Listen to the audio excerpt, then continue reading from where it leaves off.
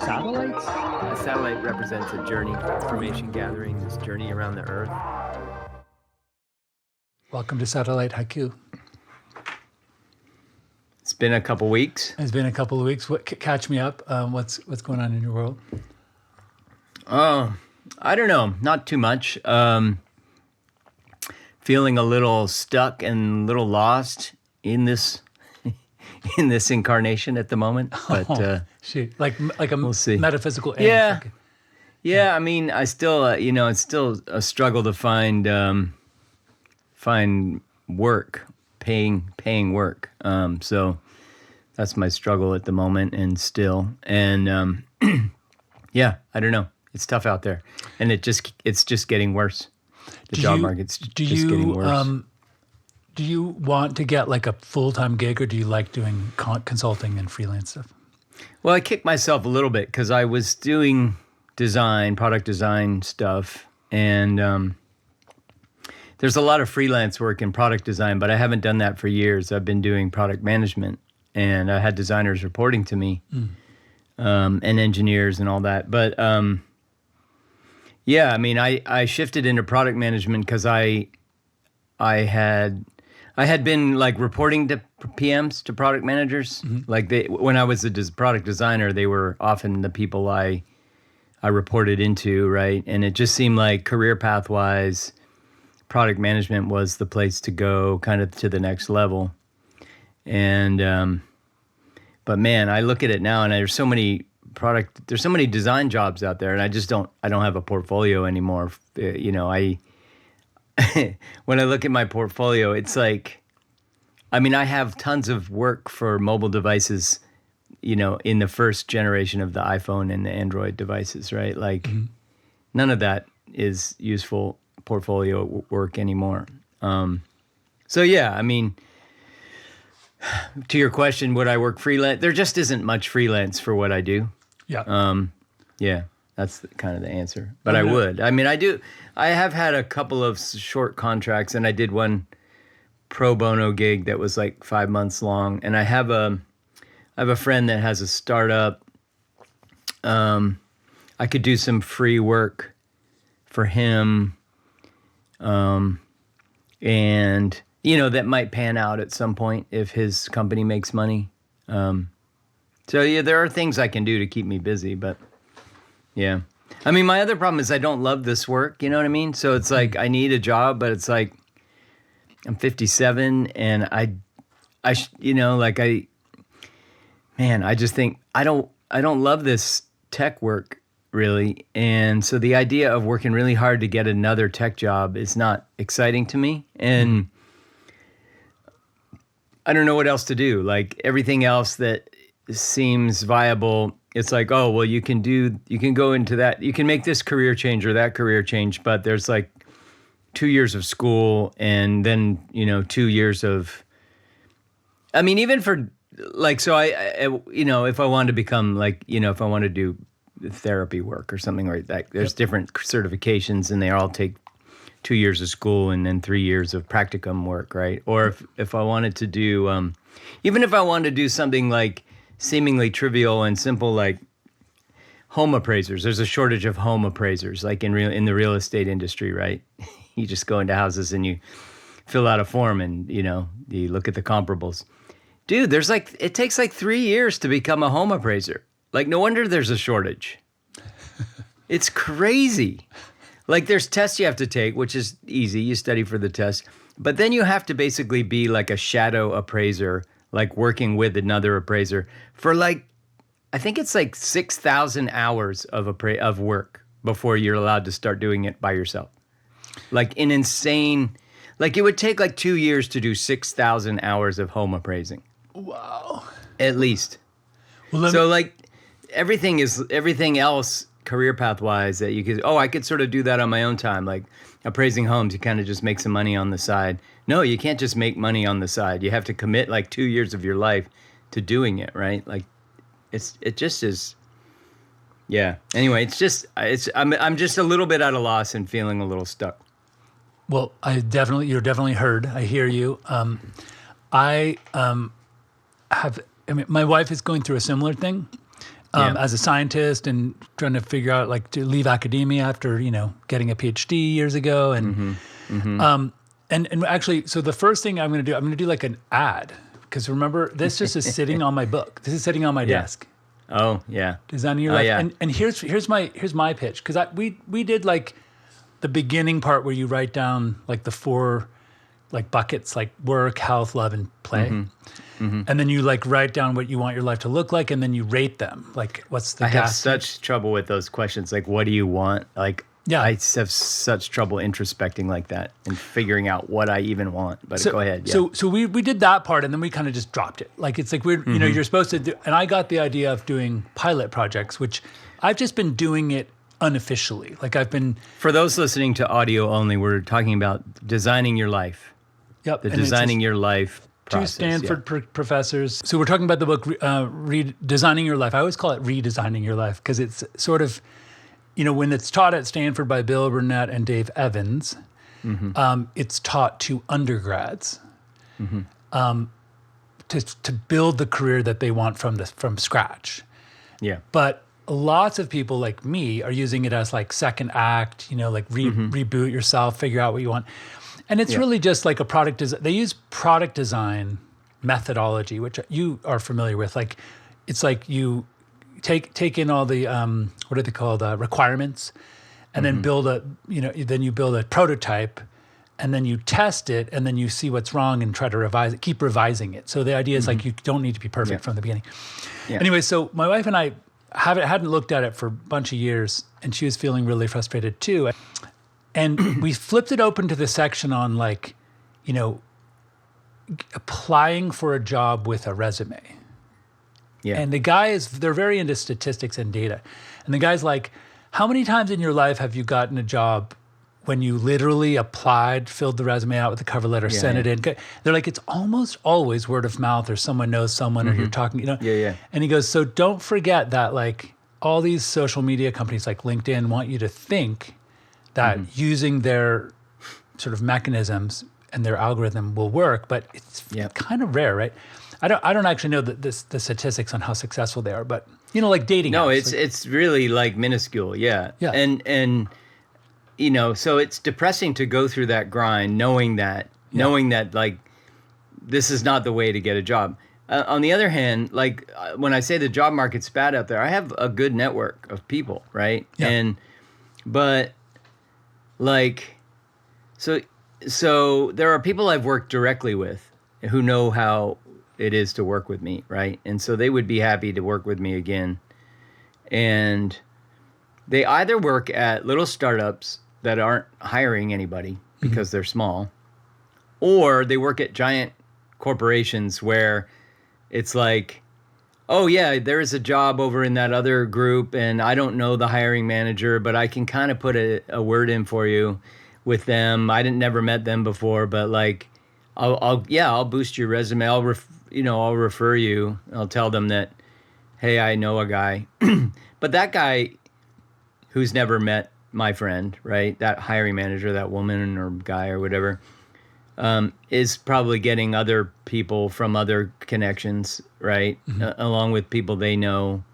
And so it's like my resume, even though it's been sort of directly sort of like put on that person's desk, so to speak, it's just like one of 35 that they got that were put on their desk by people that sort of knew, that sort of connected to that job, right? You know what I mean? So it's like, it's one or the other. It's either like a startup that's not hiring, or if it's almost as anonymous as LinkedIn. Right, even though it's coming from somebody I know, but it's like in a big company, and it's like, it's like if I was at Salesforce and somebody said, "Oh, I saw a job on LinkedIn at Salesforce. Can you refer me?" I say, "Sure, yeah, I'll do that," and I'll send an email to somebody at Salesforce, some hiring manager who I've never had any contact with, and I'll say, "Hey, my friend saw this job posting on your team, and they're interested, and they're really good. I would definitely recommend them." I'll do whatever I can inside Salesforce, big company. But that person at the other end of my email is like, cool, like I got 4 of those today from other people in Salesforce. You know what I mean? Yeah. It's tough. Even if you know somebody, it's tough. Yeah. A couple of thoughts. I mean, one, one is I have my former brother-in-law who's still my business partner for yoga products. He has this reputation in the yoga community, at least, of being like the what's his name, the very famous baseball manager, who like there's books about his sayings. Not Willie Mays. You're talking about Yogi Berra? Yogi Berra, yeah. He's the yogi. The baseball player, yeah. He's literally the Yogi Berra of yoga, the yoga world. And he loves to say these quirky things. And he always says in these situations, whether it's like romance or job search, he always says, you have to make the leaving a leaping. And what he means is, if you look at all the things that aren't working for you about any situation, and you focus on, I don't like them, and trying to make a change, then you're bringing that sort of negative mindset with you, and you'll see it again in the new scenario. But if you turn, and this is the hard part that you just mentioned at the beginning, is clearly knowing what you do want to go to. Yeah. And then just aim for that and keep going and sort of leave the other shit behind, so make it a joyful thing. And that is very hard. Like it's so clear to say like what you don't like about your current job, your situation, so. Well, it's like, there's sort of the pretend conversation you have with yourself where it's like, well, if money was no object, what would I do? Right. That kind of thing. Right. But the thing is, money is an object, right? I fucking need money. Right. You know what I mean? It's true. So it's not, I can't just have, it's hard to be like, what do I want to aim for? Because the other half of that question is, what do I want to aim for that's going to give me a paycheck in 2 months? You know what I mean? Yeah. Or 5 months or 6 months. Like there isn't this sort of like fantasy, what do I want to aim, utopian kind of what do I want to aim for? It always comes with that asterisk of like, that will pay me something that I can contribute to my household within a few months. You know what I mean? Right. Like that's the second half that's a little hard to just sort of abandon. And I think it limits the field of answers, it feels like. Right. I think we're dipping our toe into that world of law of attraction, but I think I've always felt, and it's not like I can wave a magic wand and make things happen, but I get the idea that, like, I remember having this law of attraction therapist who would say, like, start with, how do you want to feel when you find this new job? Like abundant, like big, huge, overarching words like abundant and easeful. Yeah. Easeful, abundant, and like you're being compensated for your unique skills and sort of like the 3 circles, in Good to Great. Like you found that kind of thing. You want that. Like you want to feel like getting compensated well. And she goes, so start with little tiny places in your life where you already have that vibrationally. Like where you feel like, I'm like a really good dad, and my, there's people at the school appreciate what I do for such and such a volunteer thing. And then you want to just sort of say, I want to expand that. I want that vibration to expand into my work life. I think it's like I've been doing an interesting experiment where I left a big corporation and I've been just like living off of my severance pay and then off of the stock market rise, right? But I had talked to this therapist, Roche, my former boss paid for me to see a therapist for like, I don't know, 3 months, and I talked to them 3 times a week or something. Yeah. We kind of went through just pages and pages and pages of stuff. And at the end, she kind of gave me, she's like, I'm not supposed to give advice, but I'm going to. In your case, I'm going to say, think of yourself like a shark. And a shark dies if it stops. So just keep moving forward and just make shit, like make stuff, create things, hit record, hit export, She said, just people will figure out what you're after now, and they'll come to you, and just keep going. Don't think. And I was like, ugh, that's kind of scary, right? Like you're out in the ocean, and especially in your case, like you've got a mortgage and you've got kids, and I keep doing stuff, and I am doing stuff, and it's just like sometimes those kinds of like law of attraction, things like that. It feels like those conversations feel like the difference between sleeping and waking world for me a little bit. It's like, like in your dreams, everything's amazing. And you remember the best dreams that you've had? Like, what if you could just keep dreaming? Like, yeah, it'd be fucking cool. But like, then you wake up, right? Yeah, like, sure. that's not how. And then so like connecting those two things just feels like there's no practical way to do that. You're just kind of giving me like this wishful cloud of beauty. You know, it's like, I don't know how to connect that to my actual fucking life. It sounds cool, but like, what's the fucking plan for how to make that happen? Right? I totally hear you, man. And so those kind of conversations get a little frustrating for me. Like, what if you just had that feeling that you have when you're enjoying something? What if you could just have that in your job? Like, fucking great. Yeah. Tell me how to fucking do that. You know what I mean? Yeah. That sounds awesome. I'm down, right? Yeah, totally. So, yeah.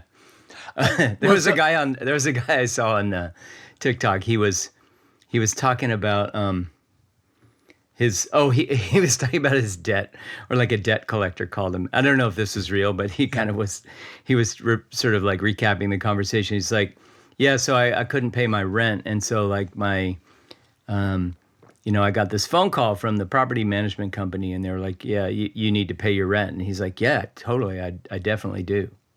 And they're like, well, yeah, but like, and he's like, I do, but I don't have a job. I don't have money. And they're like, well, you need to get a job. You're like, you're right. You're right. I need to get a job. Like, yeah, I need money. I especially need money. And they're like, yeah, you need money. And he's like, you're right. We're on the same page. And they're like, no, you need to pay us money. He's like, I know. Right. We're speaking the same language here. Like, and like, well, so you need to put money in your account so we can withdraw it from your bank account. It's like, I know. Right. Totally. Like, I need to put money in my bank account. We're still like, we're on the same page here, you and me. Well, I'm going to go. I'm just going to do like a game theory thing. So I don't want to be like the downer where I just keep saying but.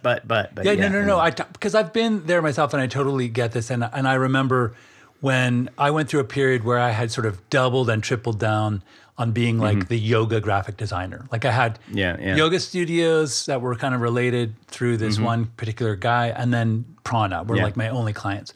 And I was like, this is perfect. I've sort of I did the good to great thing, and this was what I came up with.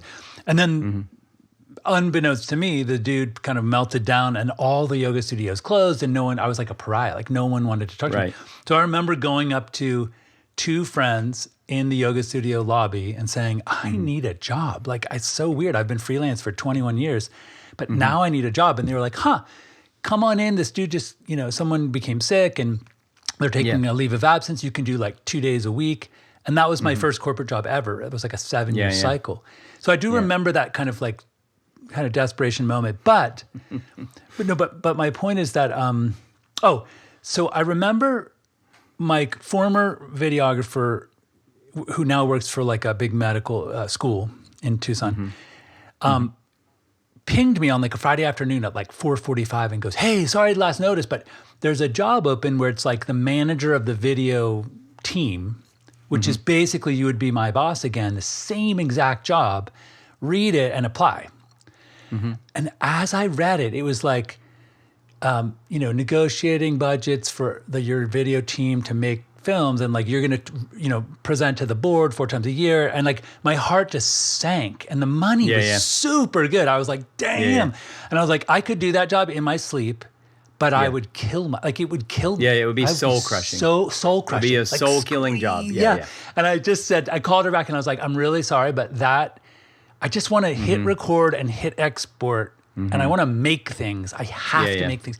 I cannot watch other people do it and ask for money for them. You know what I mean? Like, no. I hear you. Managing an ad agency. I'm finding that to be the case with a lot of jobs that I'm looking at out there. I mean, the jobs that I do see, there's jobs that I do see where I don't bother because I have that same reaction. I'm like, I don't want to work at that place doing that thing, right? Like, And there are jobs that I don't even bother pursuing at all. And I changed my thing on LinkedIn to be filmmaker, but the algorithm doesn't know what to do because no one's looking for a filmmaker.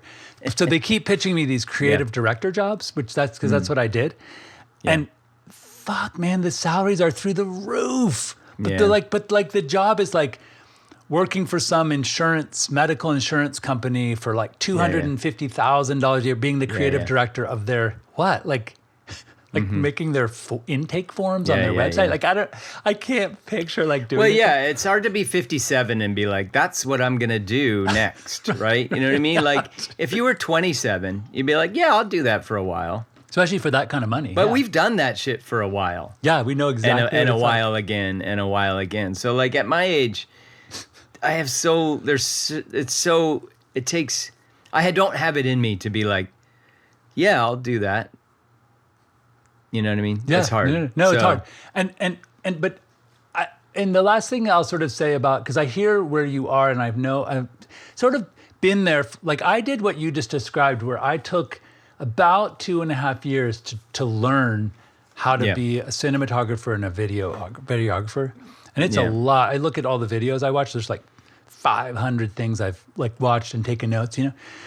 So I feel like I kind of went back and got a master's degree in filmmaking. Yeah.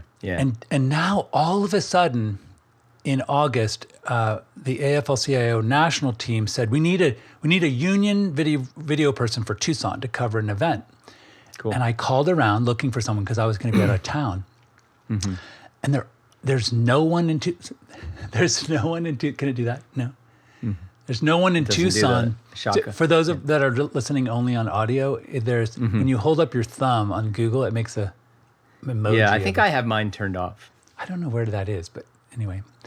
But it shows how often I must be putting my thumb up because, anyway. Yeah, I turned mine off, I think. Yeah, because I got all these notifications that were like, you can have live emojis on your video. Do you want to turn it on? And I think I just said no. Like every time it bugged me about that, I think I said no. Anyway. So anyway, my point is that like I stuck it out for 2.5 years, totally dry. Like none of my old colleagues would respond when I posted things or made a new website. They're just like, that's cool. And like no one offered to hire me as a videographer. I was like feeling a little bit like, what did I do wrong in the Scottish mafia realm? Because I thought, I thought I didn't burn any bridges and what happened, you know? Yeah. So anyway, all of a sudden it's like this weird kind of chess game where like I'm looking to hire someone to do this job and I'm the only one who's in a film and television union in Tucson who can actually do it. Who could do it, yeah. So I was like, okay, I'm going to cancel my trip. I'll do the job. And then now they want to hire me like over and over again for Western region things because I am like the guy who, that's great. There's no one in Phoenix. So like I wouldn't have guessed if you had asked me 6 weeks ago if that I would be doing, actually stepping into like more video gigs that pay well by doing one because I couldn't find anyone else. And I happened to be a union member and they need a union member. So anyway, so I do see that sort of serendipity at play where... Yeah, I mean, I get... So like I... Kind of to what you said earlier, just keep making stuff, keep doing stuff, keep moving like a shark, right? Like at some point... something will cross your path. Yes. Because you're moving. Yeah. Yep. Right? Down a path. Or, you're maybe shifting from path to path, whatever, but you're moving. And so, I mean, that's kind of I guess that's a sort of a faith that I have, like for lack of a better word. I mean, that's the best I have right now. It's just to kind of keep moving, keep doing stuff. At some point, I will either be like, I want to spend my whole day doing this, no matter whether I make money or not. Right. Or I'll go, oh, hey, I just was talking to somebody and they need this thing and I could do that and think the stars aligned, right? So I guess I feel like if I keep moving and keep my eyes wide open, and then something will come, but it's just hard. It's just hard. Well, the one other thing that from that chapter that we just read out of the redesign, I always keep saying redesigning, but designing your life. Because he basically like poo-pooed the idea of LinkedIn, and he was just, but his thing was like, just in every single conversation, mention that you're looking for work, and that there will be someone who's like, damn, I cannot find a product manager, product designer, and are just about to, you know what I mean? And that it has to be like ripples of someone remembered that you said that, and then they're like, oh, I know this guy, like that's this is a Scottish mafia thing. Like, I need to, I mean, to that point, I need to be in more circles of people. Like I am such an introvert Yeah. that I hunker down here and I do the stuff and I don't talk to anybody. You know what I mean? And I'm totally comfortable with that, which is a problem. Like if I was uncomfortable with my solitude, I would be maybe that would work in my favor, I think. But like since I am also very comfortable with solitude, in fact, I'm most comfortable with solitude. I don't know if I probably told you this a while back, but like, my wife, one time asked me, like, if we all went away, if I took the kids and we were just gone for a while indefinitely, like how long would it take you to, before you kind of started calling people to hang out? And I said, like, I think like maybe 3 months or something. She just couldn't believe it, right? Like, yeah, because I mean, part of it is I don't have solitude, right? Like, so like I live in a house full of people and I'm schlepping kids around and they got stuff to do and I have to talk to the other parents at the school, like people I have zero interest in talking to when I'm standing there waiting to pick up my kids or whatever. Like, they're nice people. I don't dislike any of them, but like, if I could choose, like I'd rather just wait in the car and have the kids come to me, like on at least some days. Because what am I gonna say to the, my daughter's friend's dad for the 15th time this year? Like we're gonna go like, oh, how was your weekend? Oh, it was good, right? Like, you know what I mean? Like, is your daughter on the basketball team? No, she's not doing basketball. You know what I mean? Yeah, it's just like the same conversation 50 times. And I hate that, right? Like, I'm not interested. I don't want to be a hater. I don't want to be a hater, but like, I'd rather just be at home doing my thing. Any of the parents at the school listen to this pod? I don't know. It's nothing against them. This is a me problem, right? Like, I think some people might get actual pleasure out of those conversations. Other people probably don't, just like me, but they are, like it's just part of life. Like that's how my wife is. Like she has an amazing capacity to just do what life requires without, maybe without thinking about it, without worrying about it, without wondering whether this is like, do I enjoy this? Is it worth it? Like all those questions that I constantly have in my head about like all that, there's that old, that saying, an unexamined life is not worth living, right? Have you heard that? Right? An unexamined life is not worth living, right? Like, and so I think I live by that. But God damn it. Like, I feel like if you didn't examine your life, you'd be so much happier a lot of times. Like if you could shut that shit off sometimes. Yeah. I can't shut it off. My little sister, years ago, had moved to Florida and became a nurse and had some friends. And she said she used to sort of tease the rest of us in the family who suffer from depression and existential angst and are very philosophical. And she'd be like, "You guys, your main problem is," she goes, "I aspire to be what I call white trash happy." Yeah. And what she meant was like, you got a party bowl of bud, a huge TV, a barbecue, and some meat on the grill, and you're watching the game on a Sunday afternoon, and you just and that's good enough. Love it. Like that's it. And that's good. And that's good enough. And there's no part of you that asks, should I be doing something different? Right. Look at this football game. Look at how commercial it fucking is. It's just capitalism, blah, blah, blah. Or like the CTE all the different voices in your head. Like I'm out of shape right now. Maybe I should be standing on one leg while I watch this game because of work on my balance a little bit, right? Like I'm, I'm getting old. Or what if I should be doing something while I watch? This is silly to be sitting here watching a game. Right? Like, in this game, this commercial capitalist orgy that I'm watching, like, this is bullshit. Right? All that shit. Right. She doesn't have that. Your sister doesn't have that. And, I do, just to clarify. Or she aspires to not have that. Well, I do want to clarify, because that was like 15 years ago. And since then, she has been on the board of like a deaf school in Haiti and raising money for so like she now doesn't have, she just was basically looking at us and saying, you guys are all miserable because you're so smart, like and too like intellectual. if you simplify and don't, but what's funny is I pushed back on it and said, that's great until there's a crisis.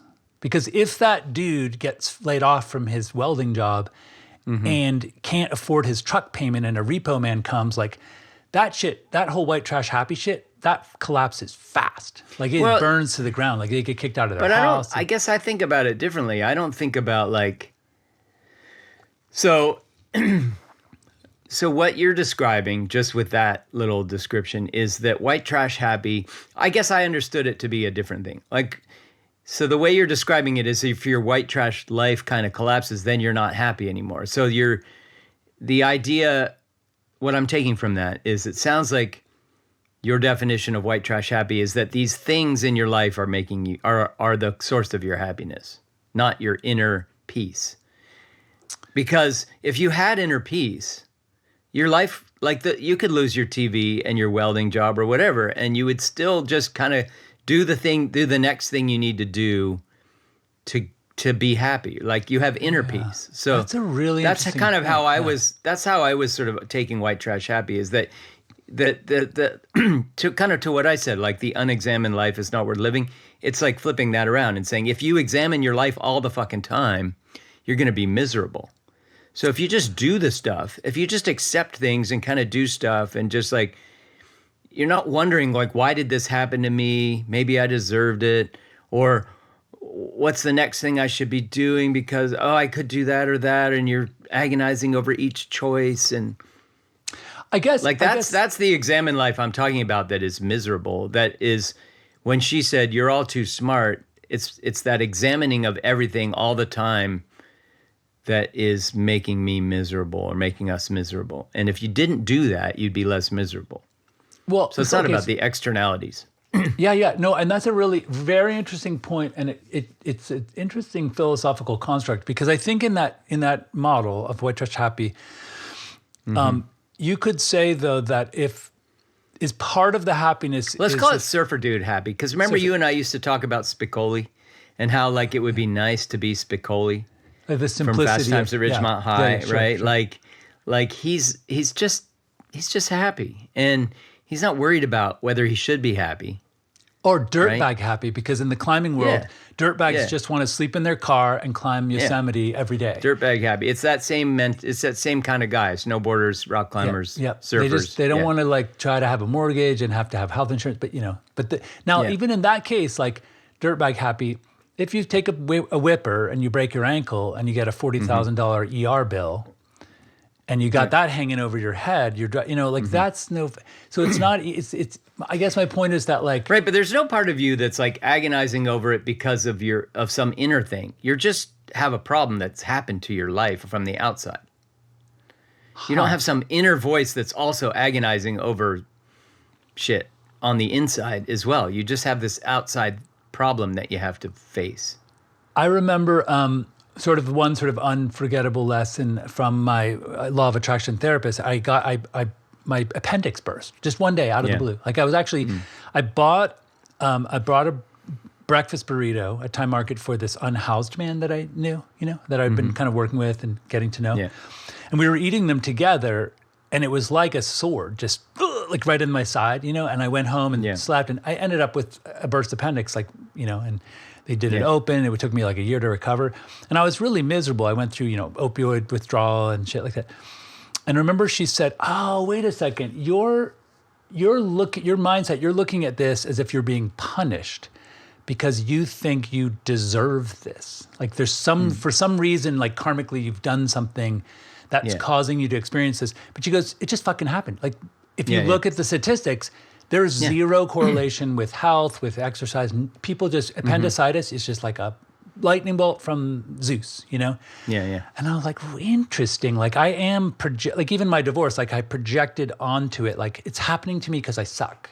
Like that's where like the angst came from. But the journey to like realize that that's my pattern and to let go of that is... It creates a resilience and a depth so that when the next thing happens, you can do it again.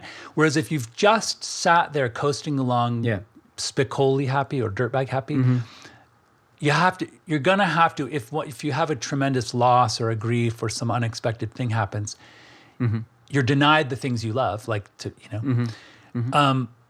you're going to have to go through that same journey of self-introspection, and then you're going to build the resilience to come back out the other side. I think so that, anyway. Well, so I guess the thing, though, that I'm really talking about is not about when you're facing adversity in life.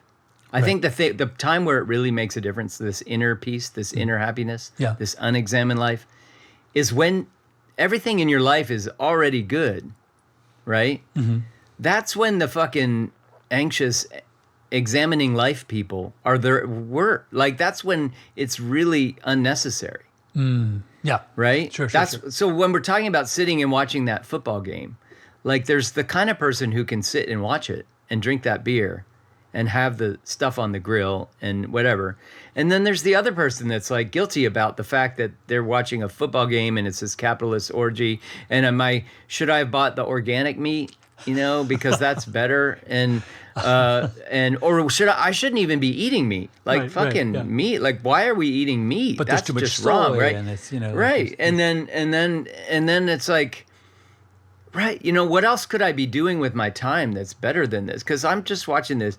I'm supporting this capitalist orgy of American football that I don't even like, and it's and the violent. guys are getting CTE, and it's causing tremendous. Right. So that's the examine life I'm talking about. When everything is fine, and you're still finding like a million ways to make it not fine. You know what I mean? Yeah. No, that's the capacity. That's that examine. That's the dark side of that examine life, I think. And some people just they naturally don't do that. You know what I mean? I think my wife is a person who doesn't really do that. And she's not like, there was a This American Life podcast, some a couple years ago. And one of the segments was about that inner voice that you have, like that your thoughts are going and you're examining things and you're asking, like, it's like this person inside your head that's like, I wonder why that. Have you ever noticed that is the same as that? I wonder why they spell that word that way. That's super weird. Like, that's, you know what I mean? Like, that's how I go through the world. Like, and my daughter does that too. We'll be driving. She'll be like, Dad, did you ever notice that the blue on that is different than even though it's probably should be the same. You know what I mean? Like, and I'm like, fuck yeah, I have noticed that, right? Like, that's the shit I notice, right? Yeah. And so she's like that too. But my wife she just doesn't do that, right? Like, it's just not how she operates. And it's kind of a gift, yeah. And there was a This American Life that was talking about like roommates. I think it was roommates or friends. And one of them was talking about something, was like, and the other, did you ever think about blah, blah, blah? And the person she was asking was like, no. and then through this conversation, they figured out that her friend just didn't have an inner voice happening in her head at all, ever. Wow. Yeah. Yeah. And then the person who was like the producer of the segment or whatever. Yeah. It was interviewing like psychiatrists or psychologists or whatever, neuroscientists, whatever. And they were like, yeah, there's like a segment of the population that just doesn't seem to have like an inner voice that's chirping all the time. It's just quiet in there. And I was just like, and the other people the other people were just like, what? Some people don't have that? Like, how does that, like, are you dead? Like, how are you even alive if you don't have that? I'm going to put it in the show notes because I can't remember if it was last week in Fresh Air or Science Friday or something. But there was a guy who was being interviewed who, that's what he does, is he studies people's inner voices. And he has a very specific methodology of determining, like, he has a system where an alarm goes off, you have an app, and then it asks you a series of questions. And he said, like, it's actually very rare, like 4% of people actually have like verbalized the inner voice. Like, there's actually an actual voice that's sort of arguing with them. And then there's another cohort of people, like 23%, who think it but don't sort of hear it. And then there is a small percentage of people who just don't have an inner voice. Like, they just never ever think about it. You know, that's inconceivable to me. Right. I would say I'm the middle one. Like, I think it, but I don't hear it.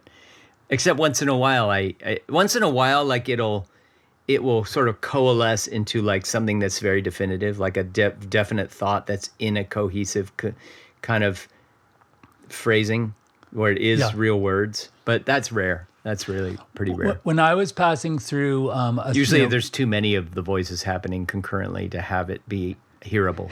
Right. When I was passing through the grief stage of my divorce and kind of the rebuilding of my kind of like personal, you know, both my business life and my sort of myself as a single parent. Yeah. I remember leaning heavily on what I described as the Owen Wilson transparent narrative. Do you remember how his characters like they say out loud like he'll go to fight in Shanghai Noon, like he'll be like, that's wild. Let's go fight this gunfighter, and then he'd be like, "What? Are you crazy? He's a professional killer, and you've never shot anyone. It's good. He's going to destroy you." And he's like, "Just go out there anyway. Come on, man. You can do it." He's like, "No, this is a terrible idea." Like he talks to himself like that. I think it's so cute. And then I also think some of his characters sometimes they like if he let's say he's nervous to ask someone out on a date at a bar. And then he'll go up to them and he'll be like, "I am so nervous to ask you out on a date. Like, isn't that just crazy?" Like he like just brings the transparent narrative is like right in your face. And I have friends like that I always really appreciated. Like, it seemed like the way to be. Well, so some years ago when I used to do stage performance and improv type stuff, improv would give me the most like sickening level of stage fright. Sometimes, I bet, like about 50% of the time. Sometimes I go and so crippling stage fright. I was always nervous for improv, but sometimes it was like crippling level of stage fright. And same with public speaking in general. Like sometimes getting up in front of a group. I've gone through phases where even like on a Zoom call, I've had like stage fright when it's my turn to talk, like which is weird for a person who's been on stage so much. Yeah. But the trick that like neutralizes it pretty quickly is to just name it, to just state it out there, like the Owen Wilson style, to just be like, "Man, I'm feeling really this huge surge of stage fright for some reason. This is super weird. Like I'm just on a Zoom call in front of you guys and I'm feeling stage fright. So bear with me for a sec." To just sort of like name it and call it out and just sort of. As soon as you feel it, say it, like what he's doing. And I wish I was more like that, but I love that. I love that kind of person that's able to be self-aware, number one, and to then articulate those things so well. Another like sort of an addendum to that, which I've stolen from other people. Like I didn't think of this, but once you name it, you can bring everyone on board to support you by saying, you know, I think it's because I care so much about this topic, I don't want to screw it up. You know what I mean? And so as soon as you've done that, everyone's like, wow, he's so passionate that he wants to get it right. Now let's really listen. You know, it's like, it's kind of like there's a trick. There's an earnestness there, Yeah, and you can kind of name it and then you say, I wonder why. I guess it's because I just care so much about this topic. I don't want to screw up and miss one of the points. So bear with me. You know, like, and once you've done that, everyone's on board and they like want to support you. Yeah. That's interesting. What were we? Oh yeah. What one? It made me think of one thing. There was a Buddhist teacher here in Tucson that had an ashram nearby, and I remember going to a lecture. He did a trick that kept everyone from falling asleep because they were really long lectures, and you're sitting and he did a trick where he would pretend to sort of. Do you remember when Christopher R.J. forgot what to say during the sermon? Oh, yeah. We were in high school at ANC, Academy of the New Church High School, and there was this, our like pastor for the high school was on stage. We had chapel every day. Was it every morning? Yeah. And he was up 3 days a week, I think it was, yeah. And did he do it on purpose? Whoops. Did he do it on purpose? I don't think so. But I remember thinking like... It's not that kind of guy. He's not the kind of person. Every single person in the room slid to the front of their chair and their eyes opened. Because... Like, what's going to happen? Oh my God, like he just forgot what to say next. And he was kind of like standing there. And stammering. And he didn't do it on purpose, but this guy, this Buddhist teacher would pretend to forget what he would say, I'm trying to think of, and then someone would kind of say like, ooh, did you mean like, you know. we all have the urge to finish each other's sentences, right? Yeah. Yeah, so like. That's funny. He would collect the attention of the room by pretending to stumble, and then someone was dying to help him. Yeah. And you get a little bit nervous. All those egos suddenly perk up. Yeah, and you're a little bit nervous for him, so you kind of like, You don't want them to stumble and face plant. So isn't that funny how we get nervous for other people on stage when we see them being nervous? Totally. Yeah. It is true. That cringe thing. I hate that cringe kind of comedy where you're like nervous for somebody else. But I also love it. Like, it's such an interesting capacity that we have. Totally. I wonder if it makes me think of, sorry, go ahead. No, I was wondering if there's psychopaths who have no empathy, who like love watching someone crash and burn on stage. Oh, for sure. Because it just sounds impossible to me. Like, I mean, I think that sometimes I think I'm too extremely sensitive about that stuff because I really, really can't stand watching cringy comedy sometimes, like prank comedy. I can't even watch it, right? Like, but obviously there's an audience for it, right? And so probably that audience ranges from people who aren't so sensitive to it, like I am. Like they can compartmentalize it, or they, it's just like, it is what it is, and they just enjoy it. And they feel cringy and they don't mind that feeling or whatever. It's just not as extreme. And there's probably psychopaths that watch that stuff because they truly like to see other people suffer. I remember your mom, do you remember this? Back in the day, she would say that she just didn't like humor and jokes because it was always at somebody's expense. And that's what she didn't like about humor, just as a category.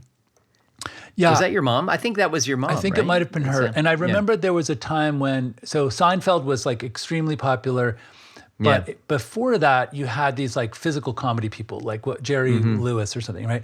And he's beloved around the world, like Jim Carrey, because like of slapstick stuff. Yeah, physical comedy is so universally funny. You don't have to understand the language. But they said an interesting thing about the Seinfeld is that it's all verbal. There's no real physical things.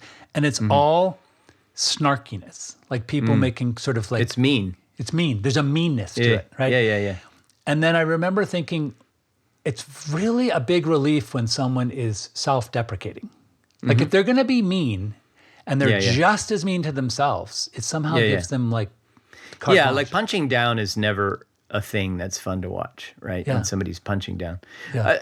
So, sorry, just to kind of backtrack a little bit. When you were talking about was it the Buddhist teacher that would pretend to be stumbling on stage a little bit? It made me think of this. This is a weird thing, but it made me think of like years ago on like coding forums, right? Like if somebody was telling me that like they would post to these coding forums when they had questions, and so I would go to these forums sometimes and post questions, and I wouldn't get answers, right? Like people would just ignore my posts, And this same person was like, no, what you have to do is you have to answer, you have to log in as somebody else and answer the question wrong.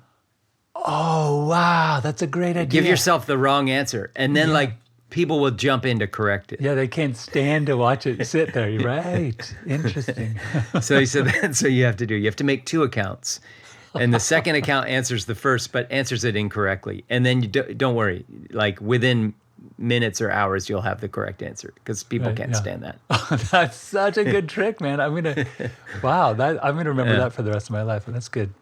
I've never done that, but Yeah, because you go on these like cinematography things sometimes, but I do see yours get answers a lot, like when you post stuff on Facebook or whatever.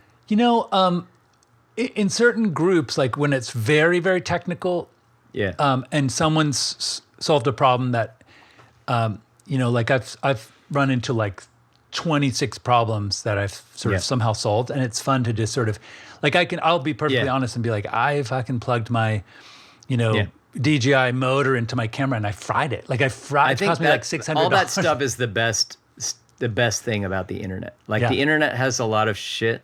Yeah. The thing that is the saving grace of the internet is that kind of thing. It's the fact that you can be like, how do I change a brake light on a 2011 Subaru Outback? And you just can type that into YouTube, and there's like 35 videos. And they've been already like like people like the one that's better, so that they rise to the top. And not only that, like even the best ones will be like some dude in his garage with a video that has 35 views, and he's just a nice guy who decided to film it. Right, who decided to record it. It's funny. I always say film, but like people use film as a verb still, but we're not filming anything anymore. Anyway. Well, I think too, as when I was in animation school, we were told we were never allowed to say, I'm going to the movies. Because movies were like, you know, it was a kind of like not a professional word. Yeah, so we had to say film. I remember like snobby film snobs would get like uptight about the difference between movies and films. The movies, yeah. But just the verb though. We use this anachronistic verb to say, did you film that? Yeah. And you mean, did you record it on your phone? There's no film involved in that question. Right. It's digitally recorded. That's right. Right. But anyway, I love it that there's just some guy, you know, in his garage who's not doing it for the likes or the money, because there's no likes and there's no money. Yeah. There's 32 likes. It's true. And there's definitely no money. And it's just like out of the goodness of his heart, he's decided this might help somebody, so I'm going to put it on the internet. To me, that's like the saving grace of the internet. That shit. That's how it used to be. That's old school. That's what the internet used to be. Yeah, yeah. I have a good. I may have said this before episodes ago, but one of my favorite sort of thumbs up to the internet. Go. Mm-hmm. Hey, that's not working now. Now it's working. To those listening on it's audio only. There's a thumb icon that I just thumb emoji every time Milo puts his hands on the screen. Yeah. But so the really quick story is, so there was a poor barrio, a neighborhood outside of in Buenos Aires in Argentina, and there was a guy there who was a car mechanic. Like, you know, I think he might have just been uneducated, maybe didn't finish high school, and he had several children die in childbirth because they used those what are those things called? The forceps. Yeah. And they had to like pull the kid, and it just would like that's why my face is a little lopsided. Oh, really? Because of forceps. Forceps, yeah. So there's like anyway. So the government, like I don't know, the municipality or the state or the country gave free internet to the neighborhood. Like they all just had internet access. So he was watching like the first week. He was watching YouTube videos, and there was one where this guy demonstrated. Have you ever had it where you break off a wine cork and then you push it inside, and there's like a piece of cork inside there? Yeah. And so the guy was demonstrating how this miraculous thing where you can push a plastic bag with a chopstick into the bottle, submerge it, and then as you pull it out, it grabs a hold of the cork and you can pull it all the way out because the pressure of the bottleneck pulls the plastic around the cork and makes it so tight in a perfectly circumference. And he watched it and he went, "Oh my God, that's what we need instead of forceps." And he developed this device using like a baby doll, and like he had this rubber ring and this plastic sort of bag thing. And the WHO had a conference in Buenos Aires, and like he had been working on this thing for 6 months, 9 months, and he just went into the lobby. He didn't have like a ticket, and the director of the WHO came by and he was like, "Hey, can I show you something?" And he showed the director of the WHO, and the guy goes, "You just saved like 1.2 million people a year. Like your device is." Can I ask a question? Yeah, go. And it's called the Codon device. Why the WHO is involved in this story? No, the World Health Organization. Oh. Yeah, like the WHO as in World Health Organization. You were like the WHO was touring. No. I meant the World Health Organization had a conference. Pete Townsend and Roger Waters. Like No. So I think you said the WHO was touring there. I meant like they were having a conference. But can you understand? Yeah, totally. No. It makes sense. You know, Metallica. When you said the WHO was having I thought you said a concert. Let me go back and correct it. Basically, the World Health Organization. The WHO was having a conference. Yeah. It wasn't the WHO having a concert. Right. So, but the guy, it's called. I don't get why the WHO is involved in this. So you can look it up. Invention. I'll put a link to it. Sorry, it's called the Codon device, and it costs like $279 to make it. And it's just distributed to clinics all around the world, like Africa, Sub-Saharan, cool. Everywhere. Yeah, it's amazing. It's an emergency device, and it works perfectly. And the only reason he thought of it was because he got the internet. He was on YouTube. Watched a guy pull a wine cork out, which is just ridiculous. Wow. And then he was like, "That's it. That's Talk the about answer." Like stars aligning, right? Yeah. Shit happens. I mean, that was the promise you keep moving and weird stars align. It was the promise of the Gutenberg press that you would innovations that happened in a geographically constrained area, if it could be transferred to another area, then you'd have this sort of ripple effect of like, or sort of like amplification effect of innovations, because something that someone figured out in Germany behind this valley, now like in Spain, someone can leapfrog over their own problem and solve it, even, take it to the next level, like how to make carbon steel or something, But it's kind of cool. So it's like the Gutenberg press on steroids to have the internet. Absolutely. Yeah. Until I mean, that's our evolutionary advantage, right? Our ability to collaborate across space and time, and YouTube is like a perfect vehicle for that. Perfect sort of like catalyst for that, I guess is the right word. I had an idea I wanted to bring up. So now that we're doing satellite haiku and we're sort of creating a log, like we're logging sort of points in our life. It makes me think of that film series 7 Up. Do you remember that film series? Oh yeah. Mm-hmm. Famous film, and it became like 35 Up, and a lot of the participants complained that there was like a tremendous pressure, because as we were talking before about like the inner voice, like they had this people watching them to see what happened next, and and they felt like some of them dropped out, and it's interesting because like some of them dropped out for a few episodes and then kind of like came back, and I mean a few years of it, and then came back after 14 years of not being on it. And in the most recent one, it has some people that weren't in it for a while, and it's cool. It's like I love it. I mean, it's because you can see the stages of like just that thing that you're talking about. I think like one or two of them mentioned it about like how I had to drop out because of that feeling, or because I was either ashamed of my life and I didn't want to be on it, or I just didn't like the sort of the public eye on my life in that way. And then, that same, then you age a few more years and you're like, yeah, I don't give a shit. Like I am what I am, right? Like, and it's cool to see that too, that kind of internal arc that people have. I have an idea for a documentary based on that model, and the idea, and I've pitched it to a friend, but not seriously. But it's one of those things where you just have to start and then do it at a cadence. Yeah. But I had this idea of finding a cohort of union members or just regular people, let's say like a paralegal, a filmmaker, a welder, and then interview them every so at a cadence about how AI is affecting their life and their job. Because it would be, it'd be interesting to see like we're just at the beginning of that. So like how is this going to unfold? Yeah, that would be really cool. Because you can only like if anyone wants to sponsor my documentary, it's you'd have to start now, and then you wouldn't necessarily be able to release it for 5 years or something, because who wants to watch like the first round?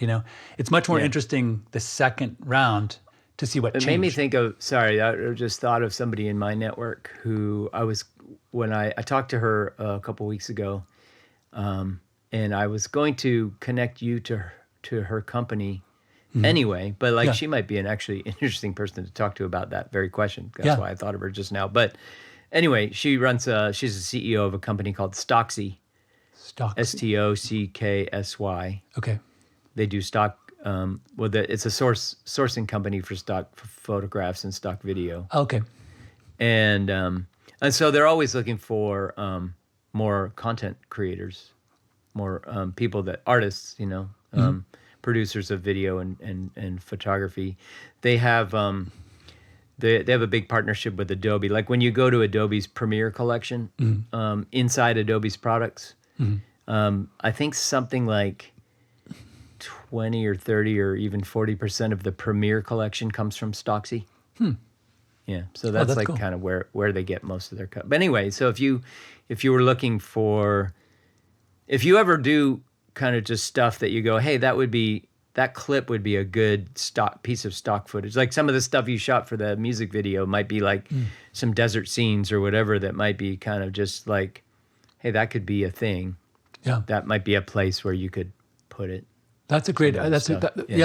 Anyway, so she would be because that industry is confronted now with AI as a competitor, essentially. Like it'd be interesting to talk to her about that, or people in her business. Yeah, like we could, like my thought would be to have like cast a wide enough net where you have, because we have this theoretical, like economists have said, the AI will come for white collar jobs first, like contracts, like lawyers, Coding jobs, contracts. Yeah. And then who doesn't get affected supposedly is the plumber who fixes your toilet, because the AI can't yet get in there and do that, right?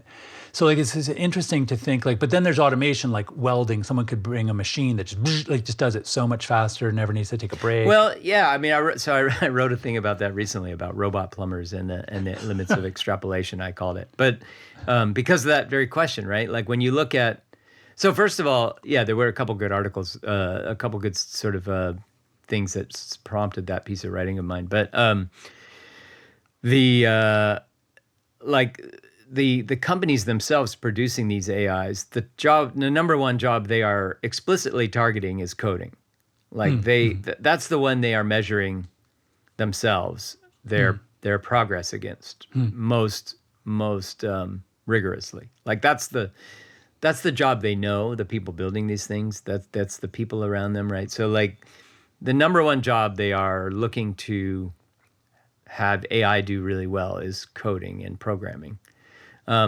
This sort of the second layer of white collar jobs like contract law and things like that, that's all sort of side effects of like trying to solve that first one. Because in order to get good at that first one, you kind of getting good at communication and listening to prompts and reading, like absorbing content and using that to learn from, right? But when you look at something like plumbing, like, so this guy, one of these guys, I forget his name, wrote AI 2021 or AI 2024 or whatever, some crazy like prediction about like AI 2025, 2020, whatever year he's predicting like is going to be some huge game-changing year. Daniel Cocatello, I think his name is. Anyway, he sort of predicts that like there will be a huge explosion in robotics, and that will be a big game changer. And then we'll have like robot plumbers and robots replacing things on them, and military will go into robotics in a huge way, and all this, and basically Skynet, right? And I guess I think about like self-driving cars in San Francisco, right? There's tons of them now, but in order to have self-driving cars, they had to practice with human drivers for like thousands and thousands, countless hours, millions of hours of driving around San Francisco and Phoenix and whatever to like learn how to deal with all the different conditions that they face in the real world. And so if you imagine like a robot plumber or a robot electrician, how would it learn how to do its job in people's houses, right? Seriously, how would it?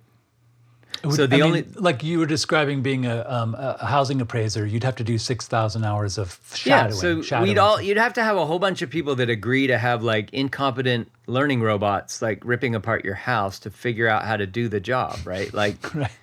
So like after some years of that, or whatever, you'd have robots that could do it.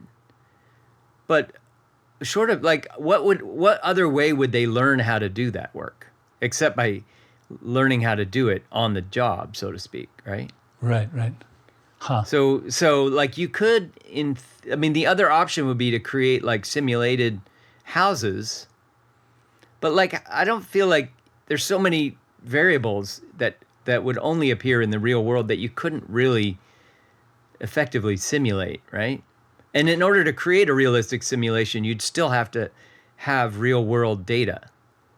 Enough of it to create like a simulation. So it just seems like maybe someday theoretically robots could be electricians and plumbers in old houses, but like it doesn't seem like the ROI would be there. Like, it's too much trouble. It's too much trouble to even get started because it might take 10 years to get it. Why bother? Unless I'm missing something. Like that seems to be how they would have to learn how to do that job. Anyway, that's a little bit of a weird side note, but yeah. I find, boost my own piece of writing that I wrote a little while ago. I'll definitely check that out. It's cool. I remember thinking like, watching people discuss. I was sitting next to some guys at the U of A a few years ago, and they were like coding experts who were trying to make self-driving trucks. Yeah. You know, like that's a big thing is like truck driving is expensive. People make $125,000 a year to drive a truck just from Tucson to El Paso and back, right? Mm-hmm. And they were like, well, you know, the hardest part is that last mile. Like you get off the freeway and then you got to make all these little shitty turns and the roads aren't. He goes, so what we could do is we could just have these hubs where it goes from like a giant, you know, out by the fairgrounds. And then there's like a little thing. And then after I was thinking and I was like, that's like harbor pilots. But I was like, that's a fucking train, man. Like if you're going to go from one point to one point, just put it on the fucking train and then take the truck from the train. Sure, but the train could be self-piloted, and the ships could, totally, right? Like, totally. The last mile, that's how shipping kind of works in a way. You have harbor pilots, right? Yep, you know, exactly. And so like the ships come from China, and they come and they like, they sort of like float outside the Golden Gate Bridge, until a harbor pilot drives out there, gets on board, takes over the helm, and drives it into the bay and parks it. Because the harbor pilots know the local conditions really well. And in Tucson, for instance, downtown, there's this beautiful series of what were abandoned, they called transfer warehouses. Yeah. So what would happen is the train would pull into town, you'd unload the stuff, and then you'd put it on little trucks and they'd take it to the shops, right? So like that doesn't happen anymore so much, but isn't that exactly, so why do exactly. That's how it should work though. But you could imagine like the trains wouldn't need people to be driving them, and ships going across the ocean shouldn't really need people to pilot them across the ocean. Or just one to like oversee that, you know, one person. Yeah, get to the last mile and then you need a people for at least some time.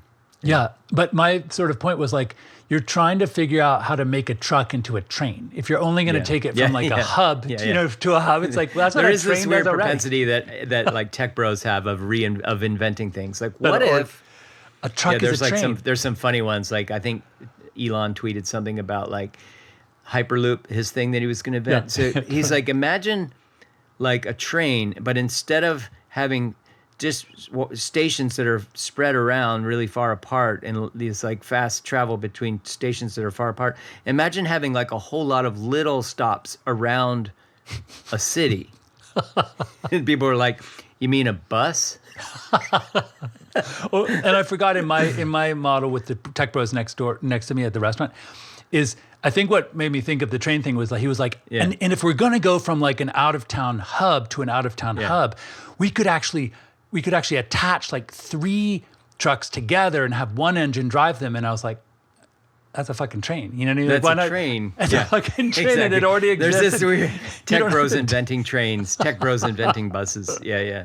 There's a bunch of those. There's one of the best ones is tech bros invent roommates. It's like somebody launched a service where you could like, what if because housing is expensive, what if you could find people to like live in the same house and you could carpool to the job together or whatever. You share the ranch. Tech bro invents roommates. That's hilarious, man. We're at 108. And I have a good first world problem. We're catching up from a few weeks of not doing this, but we should end with some first world problems, I guess, and just wrap it up. Mine is kind of like I went on this journey. So my computer, which I love, my M1 MacBook Pro. It's like 4 years old, and people actually, there was an article last week about did Apple screw up and make such a good computer that no one needs to upgrade? Because people who bought the M1 are just like, why? It's like the battery's amazing. Like there's nothing wrong with it. There's no reason to upgrade. It's just as fast as the M4 actually.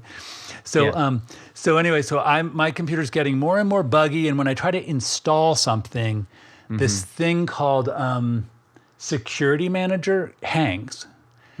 And it's like, it's wanting me to put my fingerprint, and when I do, it just freezes. And so it was bugging me, and it got worse and worse. So I thought, I'm going to update to Sequoia 15.6, and maybe that'll fix it. Because the forums were actually saying like, Apple needs to fix this. It's their problem, So I go to do 15.6, and it updates, and then every time I do an update, and lately it said, it comes up on like a emergency boot module, and it says like your computer froze trying to install something, and then I just restarted and it's fine, right? This case, I restarted it and it just got stuck, that little line thing, and stuck, and I tried it again and I rebooted. Oh, that's and the worst. When your computer crashes while booting or reinstalling stuff, you always have that fear, like, oh, it's gonna jack something, it's gonna bork something that's like deep in the guts of this thing. It was the That's night not meant to happen. It was the night before like a 3-day shoot in Phoenix, and I shit. stayed up until 3 a.m. And what I had to eventually do, I was so lucky. I had a boot drive I made 9 months ago, a bootable drive, and then I was able to use Super Duper to back up to clone the hard drive, and then I wiped the computer. Like I just wiped the whole thing, reinstalled 15.6 Sequoia, and then I just said, it popped up and said, would you like to, from another, user instance, would you like to pull all the data? And I did that. It took 5 hours. It's better than way better than it used to be, because that process, so at the end of it, you used to have to find all your license keys for everything. Right. Now and that stuff transfers over now.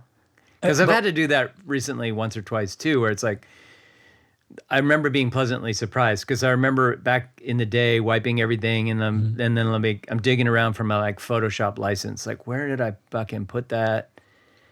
Now, because I can't use it, you're looking back through emails. Like, did they email it to me? And sometimes like an audio plugin will say you're authorized on another machine, so you can't. Yeah. You have to email that kind of thing. Yeah. This is the same machine. They fixed a lot of that stuff. That stuff works a lot better than it used to. Yeah. My first world problem is actually that happened. Going through rebuilding it from scratch fixed every single problem that I was having with the bug. That's nice. Yeah, cool. Yeah, so once in a while, you just need to do that. That's what interns should be for. You need an intern. Your first world problem is that you don't have an intern. There you go. Mine is back to sort of traveling in Japan. One of the things I was remembering is that when I wanted to say something in Japanese, sometimes I would know roughly how to say parts of it, but anything involving a number. So I would put it into Google. This is my first world problem. You put it into Google Translate. How do I say, when I arrive at a restaurant, I want to say there's 4 of us, right? Mm-hmm. So how do I say 4 people? If you type 4 people in English, the translation in Japanese, I could type FOUR. Mm-hmm. The translation on the Google Translate or Apple Translate has their own thing now. It'll say 4 with the number, the numeral, and then the Japanese word. And I want to know how to say 4. How do I fucking say that? I don't want to see the number 4. I want to see the phonetic spelling of the word 4 so I can say 4 people. Right? Yeah, that's good. So it's this weird thing they won't for numbers. They don't show you the phonetic way. And in most languages, if you know how to say 4, it's fine. But Japanese, I don't know if you know this about Japanese, but they have different ways of saying the numbers depending on what you're counting. Oh. So 1, 2, 3, 4 is ichi ni san shi, right? Mm-hmm. Mm-hmm. But 4 is sometimes yo. Depending on if you're counting people, it's yo. If you're counting books, I think, or flat, yotsu, right? So that's the other thing. So number 1 is ichi, right? Ichi. Yeah. But if you're counting something flat, it's itsu. If you're counting something tall and cylindrical, like a can of beer or a glass of something, it's ippon. Whoa. So they use different words. 3 is san, except sometimes it's mitsu. Depending on what you're counting, right? So you want to know, if I'm saying we have 4 people, I don't want to say okay, I know the word for people, and the word for 4 is ichi ni san shi. So I could say shiri, but that's not correct. You say yori. Yo is the word for 4 when you're counting people, not shi, right? So in Japanese, it actually makes a difference to know how to say the number. You can't just show the number on Google Translate or Apple Translate. So that's my first world problem, is they need to phonetically tell you how to say the number, not just the number. I have a follow-up problem that to that because of the language thing. So my wife is very desirous of sort of slimming down, or if she could, get rid of her accent. She's from Colombia. And she just, I think she partly is worried about, ICE and weird stuff. And if you're at the border, she's just worried. She wants to sound like an American, and she's naturalized. Yeah. So what my problem is that she's asked me to sort of help her sound more American. And what I've discovered is that the way we say things is so ugly. Like it's just so, and I have to be like, I'm sorry to I know, tell you, it's but, just, when you said that, but like she wants to get rid of her accent, I'm like, it's such a beautiful accent. I know, and she goes, yeah, that's great for you, but I'm, I would like to feel, exactly. And I was like, ugh, like I feel bad, like saying like, and the big one that keeps coming up is like, let's say she says in Spanish, like the D at the end of a word is always soft, like, pared or ciudad. And I said, you have to say d, weird. Like you really have to go d. And I said, think of like Homer Simpson, like weird. It has to be like that ugly guttural. And she just is like weird. And I was like, yeah, it sounds American. Like it's so horrible to correct someone to make it sound uglier. That's my problem right now. It's like hard to do. I feel bad. Anyway. I feel bad, yeah. Well, awesome Fuck satellite ice. haiku. Fuck ice. Fuck I have ice, I have an app called Ice Block that I have that too. I just saw, like, I think they're getting ready for a big operation here in San Francisco because, like, for the last 2 days, I've seen convoys of and I've never seen these except once in a while, one of them at a time. But 2 days in a row, I've seen convoys of them, sheriff's buses that they use for like transferring prisoners around, like jailed people around. Yep. They have like the bars on the windows, big buses. So like 3 of them yesterday with like sheriff's cars and little unmarked white vans between them that are filled with police officers. Yep. And I'm like, fuck, they're getting ready for a big ICE operation here, I think. Just like LA. Yeah. It's going to be Oof. one of these fucking masked Sorry. invasions of masked assholes. I'm So sorry. fuck Man, ICE. that sucks. Yeah. Wow. All right. Satellite haiku, man. Nick, All right, my brother. Yep. Talk to you soon. Talk to you soon. Love you, Ben. Love you too. Okay. Bye. Satellites? A satellite represents a journey, information gathering, this journey around the Earth.